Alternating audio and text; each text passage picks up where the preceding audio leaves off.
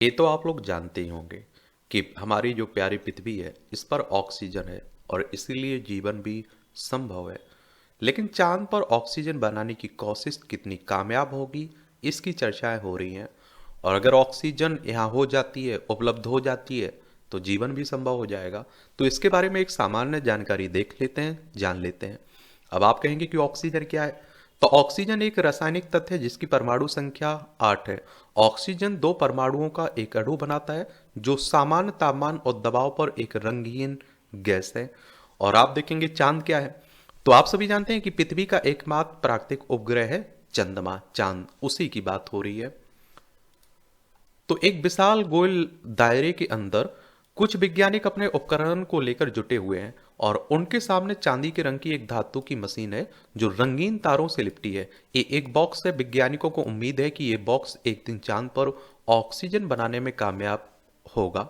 और इस गोल दायरे से इस टीम के चले जाने के बाद प्रयोग शुरू हो गया। बॉक्सनुमा मशीन उस धूल भरी चीज रिगलित को अपनी ओर खींचने लगी जो चांद की मिट्टी जैसी लगती है। दरअसल ये चीज धूल और नुकीले कंकड़ से बनी होती है और इसकी एक रासायनिक बनावट होती है। देखने में बिल्कुल चांद की मिट्टी जैसी लगती है।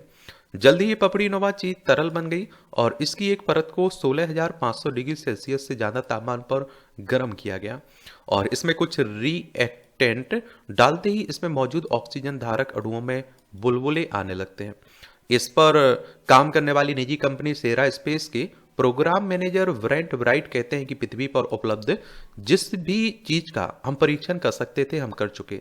अब हमारा अगला कदम चांद पर जाना है।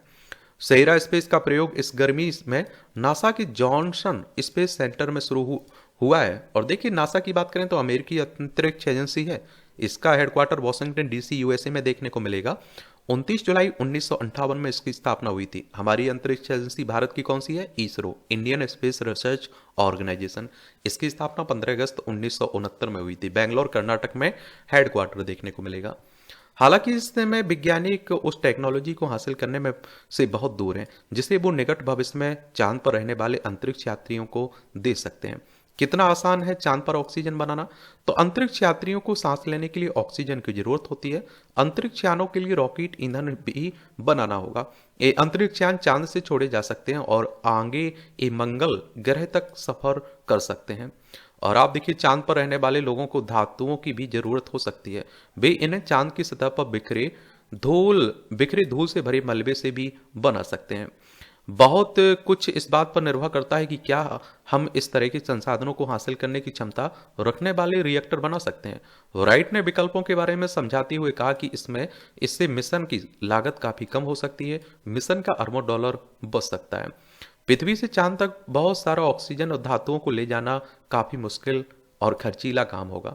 संयुक्त से चांद पर पाई जाने वाली धातुओं की पपड़ी रिगलित मेटल ऑक्साइड से भरी हुई है। धरती पर तो मेटल ऑक्साइड से ऑक्सीजन निकालने का विज्ञान आसान है और इसके बारे बारे सबको पता है। और लेकिन चांद पर एक काम ज्यादा कठिन होगा क्योंकि पृथ्वी और चांद का माहौल अलग अलग है। और पिछले साल जुलाई और अगस्त में सेरा के स्पेस टेस्ट जिस विशाल गोलाकार चैम्बर में हुए थे उसने चांद जैसा माहौल तैयार कर दिया था। चैम्बर की मदद से चांद जैसे तापमान और दबाव को बनाने में कामयाबी मिली थी। राइट ने कहा कि एक ऐसी अहम चीज जिसकी आप पृथ्वी पर या अपनी ग्रह की कक्षा की ओर जांच नहीं कर सकते, वो चांद का गुरुत्वाकर्षण है। चांद पर पाए जाने वाले गुरुत्वाकर्षण पृथ्वी पर पाए जाने वाले गुरुत्वाकर्षण का छठा हिस्सा ही होता है। हो सकता है कि 2028 और उसके बाद तक भी सेहरा स्पेस कम गुरुत्वाकर्षण वाले माहौल में असली पपड़ी का इस्तेमाल कर चांद पर अपने सिस्टम का परीक्षण ना कर पाए। जॉन हॉपकिंस यूनिवर्सिटी के पॉल बर्ग का कहना है कि जब तक इंजीनियर कोई नया मॉडल तैयार ना करे तब तक ऑक्सीजन हासिल करने वाली कुछ तकनीकों को की राह में चांद का गुरुत्वाकर्षण एक अड़चन पैदा कर सकता है। चांद पर गुरुत्वाकर्षण की कमी अड़चन बन सकती है। तो अप्रैल में उनके कुछ सहयोगियों ने एक पेपर प्रकाशित किया और इसमें उन कंप्यूटर सिमुलेशंस के नतीजों का ब्यौरा दिया गया था जो ये दिखा रहे थे कि तुलनात्मक रूप से चांद का कम गुरुत्वाकर्षण कैसे ऑक्सीजन हासिल करने वाली एक अलग प्रक्रिया को बाधित कर सकता है। और जिस प्रक्रिया की जांच की गई थी वो पिघली हुई पपड़ी की इलेक्ट्रोलाइसिस थी और इसके तहत चांद पर पाई जाने वाली उन धातुओं का तोड़ना शामिल था जिनमें ऑक्सीजन थी ताकि वहां से सीधे ऑक्सीजन निकाली जा सके। असली दिक्कत है कि इस तरह की टेक्नोलॉजी पिघली हुई मिट्टी रिगलित के भीतर भी ऑक्सीजन का बुलबुला बनाने का काम करती है।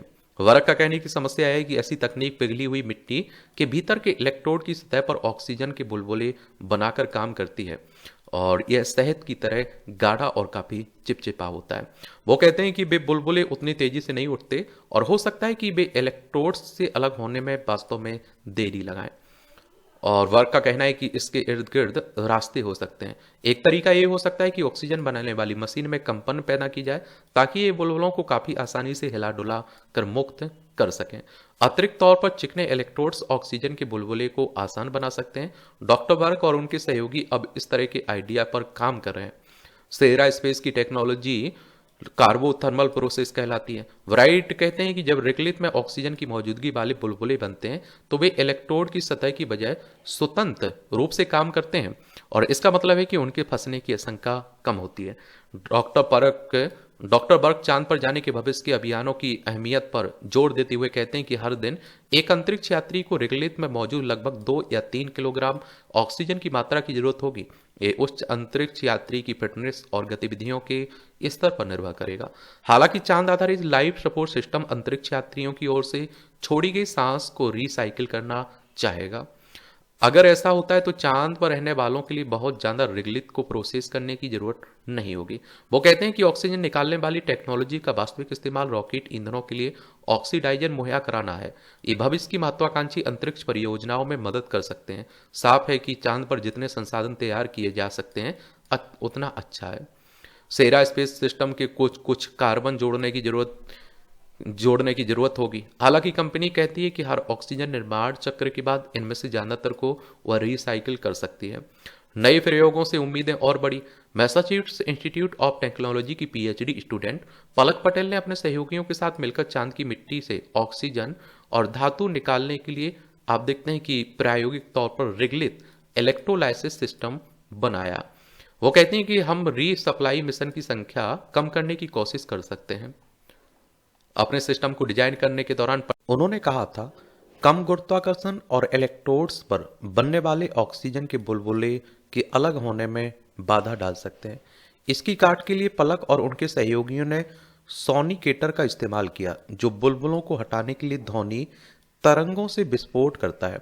पलक पटेल कहती हैं कि चांद पर भविष्य में संसाधन निकालने वाली मशीनें रिगलित से लोहा, टाइटेनियम या फिर लिथियम हासिल कर सकती हैं और ये चीजें चांद पर रहने वाले यात्रियों को वहां के बेस के लिए 3D प्रिंट से तैयार किए किए स्पेयर पार्ट्स बनाने या खराब हो गए अंतरिक्ष यानों के औजारों की जगह लेने में मदद करेंगी। चांद पर मिलने वाली रिगलित की उपयोगिता यहीं खत्म नहीं हो जाती है और पटेल ने कहा है कि अलग अलग प्रयोगों में उन्होंने इसे सेम्युलेटेड रिगलित से सख्त, काले और कांच जैसी चीजों में तब्दील किया है। उन्होंने और उनके सहयोगियों ने इस चीज को लेकर काम किया है, कैसे इस पदार्थ को मजबूत खोखली ईंटों में कैसे बदला जाए जो चंद्रमा पर संरचनाओं के निर्माण के लिए इस्तेमाल हो सकता है। वो पूरे विश्वास से कहती हैं कि आखिर ऐसा क्यों नहीं हो सकता है।